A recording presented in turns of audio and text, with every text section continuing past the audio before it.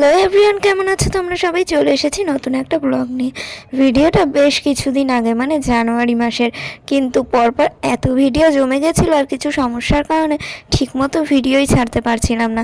যাই হোক, রেডি হয়ে গেছি। দেখো আমার দাদু একদম হ্যান্ডসাম, মানে একদম কি সুন্দরভাবে রেডি হয়ে গেছে, আর কতটা সুন্দর দেখতে লাগছে, একদম চকাচক, একদম সোয়েটার, ধুতি, পাঞ্জাবি। আর আমার দাদু কিন্তু ধুতি পাঞ্জাবিই পরে, প্যান্ট জামা বা প্যান্ট শার্ট পরে না, সেটা আমি আমার জন্মের পর থেকেই দেখছি। আর বাড়ি শুদ্ধ সবাই রেডি হয়েছে, মানে শুদ্ধ সবাই যাওয়ার কথা, কিন্তু এখন কিছু লোক যাচ্ছে আর দাদুকে নিয়ে যাওয়া হবে। তো রাত বিরেতে দাদু যেতে চাইবে না, সেই কারণে যাচ্ছি। ও হ্যাঁ, বলতেই তো ভুলে গেছি, কোথায় যাচ্ছি। আমার এক পিসি বাড়ি যাচ্ছি, মানে আমার বাবার চারথতো বোন, মানে আমার দাদুর যে একটা ভাই ছিল তারই মেয়ে অন্য জায়গায় থাকে, মানে বিয়ে হয়ে গেছে, সেই পিসিটার বাড়িতেই যাচ্ছি। আমি অনেক ছোটোবেলায় গেছিলাম, তো তারপরে আর যাইনি। এখন কোথায় থাকে কি আমি জানিও না। এখানে ওলা বুক করা হয়েছিল, রাস্তায় অনেকক্ষণ দাঁড়ানোর পর ওলাটা আসে, তারপর ওলা করে চলে যাই আমরা সায়েন্স সিটি, উত্তর 55 না এরকম কিছু একটা পাড়ার নাম ছিল, জানি না, এক এক সময় আমি ভুলে যাই। আর আজ হঠাৎ করেই ভিডিও করতে করতে মনেও পড়ে গেল পাড়ার নামটা। যাই হোক, এরকমই কিছু একটা নাম ছিল। তো ওলা আমাদের গলির মুখে নামিয়ে দেয়, তারপরে একটা বাচ্চা আর একটা বোন, মানে আমার যে পিসির মেয়ে, সে নিতে আসে আমাদেরকে। তাদের বাড়ি যেহেতু আমরা চিনি না, আর দাদু আসছে বলেই দিনে দিনে আসা। ওই বোনটারই আজ জন্মদিন, মানে এই বাড়িতে একটা পিসি থাকে যাকে আমরা বুড়ি পিসি বলি, তার মেয়ে, তার ডাকনাম মাম। তো তারই আজকে জন্মদিন ওই বোনটার, সেখানেই এসেছি। বাড়ির সকলেরই নিমন্ত্রণ, কিন্তু সবাই তো সাত সকালে এসে বসে থাকলে হয় না, সবারই ঘরে কাজ থাকে। তো আমরা দাদুকে নিয়ে, আমি, পাকু, দাদু, দাদুর বন্ধু, এরকম কয়েকজন মিলে আগে আগে চলে এসেছি, যাতে দাদুর সমস্যা না হয়। দিনের বেলায় ফাঁকায় ফাঁকায় চলে আসবো, তার কারণেই দিনের বেলা আসার। আমাকেও বললো যে তুমি তো বমি করো, ওলা করে চলে যাও, সেই কারণেই আমি এলাম। কিন্তু কি করা যায়, ওলাতেও একবার বমি করেছি। আর পাকুর মুখ চোখ তো দেখার মতো, আমার গায়ে করে দিও না ছোটো মা। যাই হোক, ওদের বাড়িতে চলে এসেছি। এটা বাড়ি না ফ্ল্যাট আমি কিছুই বুঝতে পারলাম না, কিন্তু এখানে এখনও কাজ হচ্ছে। যেটাই হোক, এই ঘরের ভিতরেই হচ্ছে ওদের যাবতীয়, মানে ওরা এই বাড়ির ভিতরেই থাকে, এই ঘরটার ভিতরে। তো সেখানেই আমরা যাচ্ছি। এখানে ঢুকতেই দেখতে পেলাম আমার একটা পিসি, একটা পিসামশাই।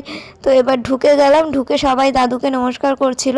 দাদু যেহেতু ওনাদের জেঠু হয়, তো সেই কারণেই। আর দাদু হচ্ছে আমাদের বংশের বাড়ির মধ্যে সব থেকে বয়স্ক, একদম সিনিয়র সিটিজেন এখনও যে বেঁচে আছে। তো তাই সবাই ওনাকে একটু বেশি সম্মান করে। আর আমার দাদু এখানে আসতে, মানে কোনো জায়গাতেই যেতে চায় না এখানে বলে না, কারণ দাদু খায় নিরামিষ। আর দাদু লোকজন কোলাহল পছন্দ করে না, নিরিবিলিতে নিজের মতো থাকতেই পছন্দ করে। আর দাদুর সব কিছুই টাইমে, মানে টাইম মেনটেন করে করে। যদি 11টায় স্নান করে, তো 1টার মধ্যে খাওয়া কমপ্লিট হবে, মানে 1টায় খেতে বসবে। তারপরে এরকম একটু দুপুরে শোবে, আবার 4টে-5টার সময় বিকালের জন্য হাঁটতে বেরাবে। দাদু সব কিছু টাইম মেনটেন করে করে। আসার পর তো পাকু একদম গড়াগড়ি যাচ্ছে, দেখতেই পেলে। তারপর আমরা দেখতে গেলাম ওদের যাবতীয় ঘর ঘুরে।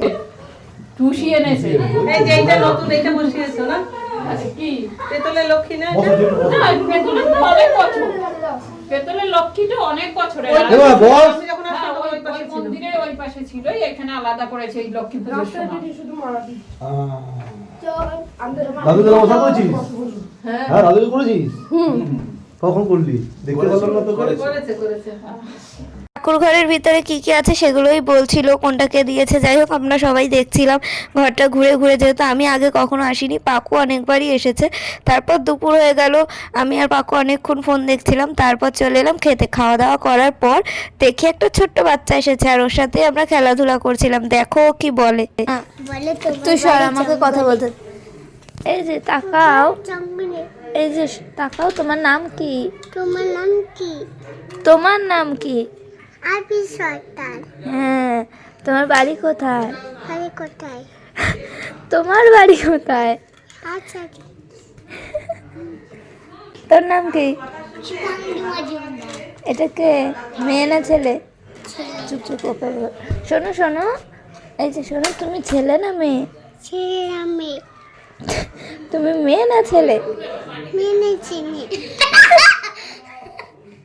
বাচ্চাটার নাম হচ্ছে ডাকনাম গোপী, আমি যেটা শুনেছিলাম পিসিদের কেউ একজন হয়, তো তাই এসেছিল বার্থডেতে। আর ওকে আমি যাই জিজ্ঞেস করি না কেন ও সেটাই রিপিট করে, এখনও অনেকটাই ছোট, তো সেই হিসাবে ও যে আদো আদো কথা বলছে এগুলো শুনতে খুব ভালো লাগে। আর বাচ্চাটা খুবই সুন্দর, মানে মিষ্টি আর কিউট, মানে খুবই ভালো লাগছিল ওর সাথে খেলতে। আর আমার তো বাচ্চা কাচ্চা খুবই ভালো লাগে। ওর সাথে খেলার পর কখন যে একটু শুয়েছিলাম, ঘুমিয়ে পড়েছি কম্বল মুড়ি দিয়ে। লোকের বাড়ি গিয়ে এরকম ঘুমালে লোকে আমায় কুম্ভকর্ণর মানে বংশধর বলবে। যাই হোক, আমার ঘুমাতে তো ভালোই লাগে। দুপুরবেলা ঘুমিয়ে পড়েছি, উঠে দেখছো মা আমাদের বাড়ির যে কয়জন আসার বাকি ছিল তার মধ্যে আরও কিছু লোক চলে এসেছে। যেমন বড় জেঠি, বড় জেঠু, এরা আগে আসেনি, ঝুমাদি এরা পরে এসেছে। তারপর দেখি ও মা পাকু ঘুমায়নি, পাকু কিন্তু আমার পাশেই শুয়েছিল। ওকে ঘুম পাড়া থেকে আমি ঘুমিয়ে পড়েছি। উঠে দেখলাম বেলুন দিয়ে কি সুন্দর সাজিয়েছে চারিদিকটা। তারপরেই আর কি দেখলাম বাচ্চা কাচ্চা হুড়োহুড়ি করছে, লোকজন এসেছে, দাদু, তারপর দাদুর যে বন্ধু এসেছিল বলতেই ভুলে গেছি, দাদুর সঙ্গে কিন্তু দাদুর বেস্ট ফ্রেন্ড এখানেও এসেছিল। তারপর সবাই মিলে গল্প গুজব করছে, আধ্যাত্মিক আলোচনা করছে। তারপরে আমিও এক জায়গায় বসে বসে ভাবছিলাম কী করি, হঠাৎ বোন এসে বললো, মানে যার জন্মদিন সে এসে বললো, দিদি আমার একটু খেজুর বেনুনি করে দিতে পারবি? স্পোর্টস সম্পর্কে আমার তেমন নলেজ নেই, আর চুল টুল বাদ দিয়ে আমি নিজেও খুব একটা পারি না, কিন্তু অনেক বছর আগে আমি আমার দিদিভাইয়ের থেকে শিখেছিলাম এই খেজুর বেনুনি আর সাগর বেনুনি, যেটা মোটামুটি এখনও অবধি ভুলিনি। তো সেটাই আমি আর কি খেজুর বেনুনি করে দিলাম, আর সামনে দিয়ে একটু আর কি সাগর বেনুনি স্টাইলে ডিজাইন করে দিয়েছি।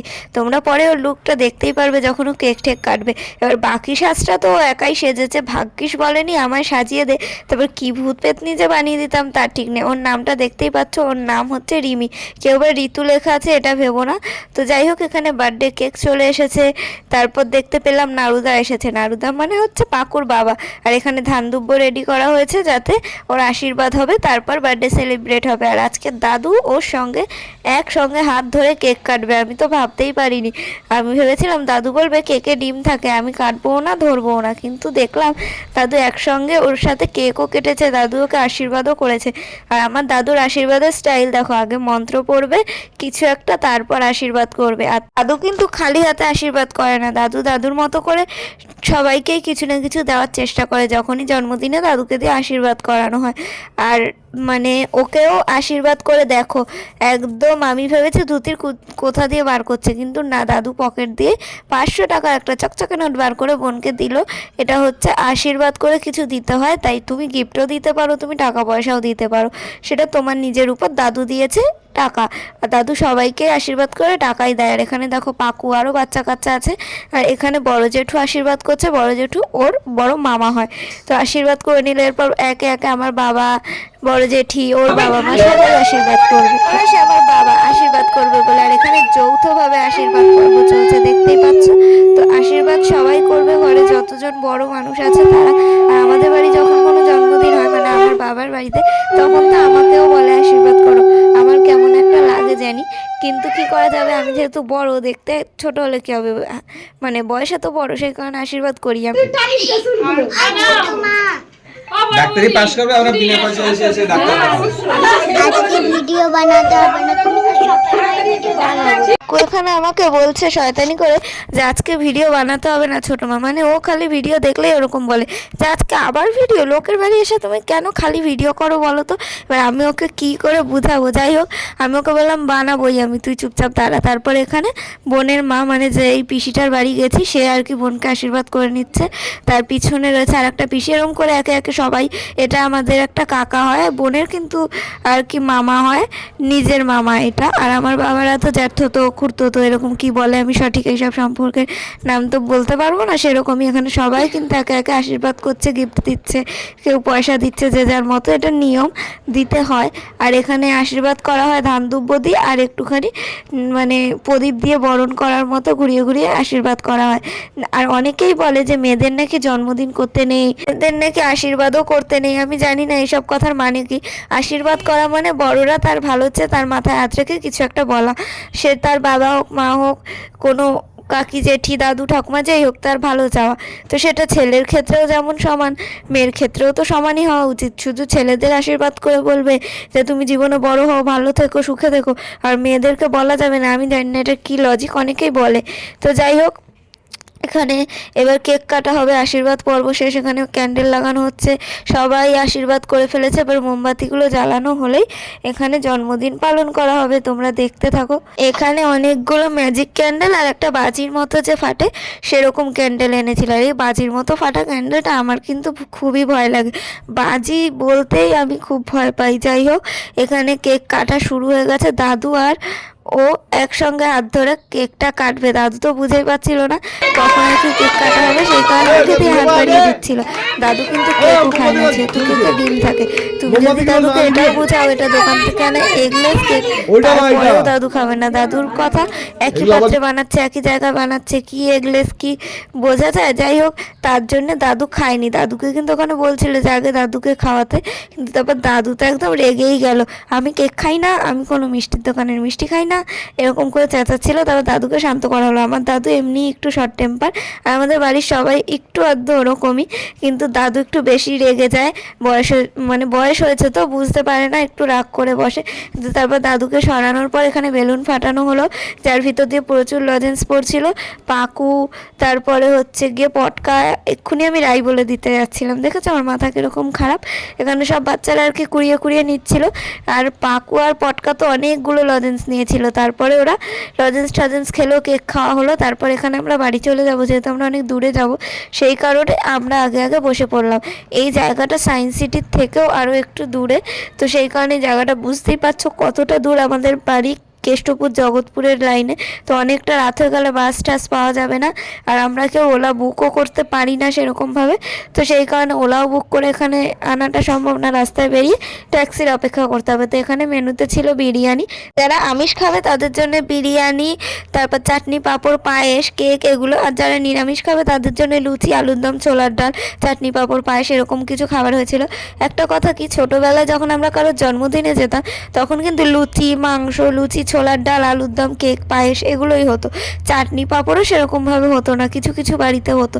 আর যাদের বাড়িতে ভাত বা পোলাও ফ্রাইড রাইস খাওয়াতো আমরা ভাবতাম তারা মনে হয় খুব বড় লোক। তখনকার দিনে বার্থডে গিফট বলতেই পেন্সিল বক্স, আর তাছাড়া তখনকার দিনের বার্থডেগুলোই ছিল অন্যরকম, তখনকার দিনগুলোই ছিল অন্যরকম। যাই হোক, আজকের দিনটা তো আমরা খুবই আনন্দ করে কাটালাম, অনেক দিন পর গেলাম পিসির বাড়িতে, আর সবাই খুব মজা করলো, সবারই খুব ভালো লেগেছে ঘুরে। তোমরা সবাই আশীর্বাদ করো যাতে যেই বোনটার জন্মদিন হলো সে জীবনে অনেক বড় হতে পারে আর ভালো মানুষ হতে পারে। আর এই দেখো আমরা কিছু ছবি তুলেছিলাম ওখানে যাওয়ার পর বার্থডের আমার পাকু, সেগুলোই তোমাদের সাথে একটু শেয়ার করলাম। খুবই ফানি কিছু জিনিস করেছিলাম আমি, একটু এরকমই। তো এখানে বার্থডে কেক কাটিংয়েরও কিছু ছবি আছে। আজকের ভিডিওটা এইটুকুই, দেখাচ্ছে পরের ভিডিওতে। ভিডিওটা ভালো লাগলে লাইক কমেন্ট শেয়ার সাবস্ক্রাইব করে দিও। সবাই সুস্থ থেকো, ভালো থেকো, আনন্দ থেকো। আজকের মতো টাটা।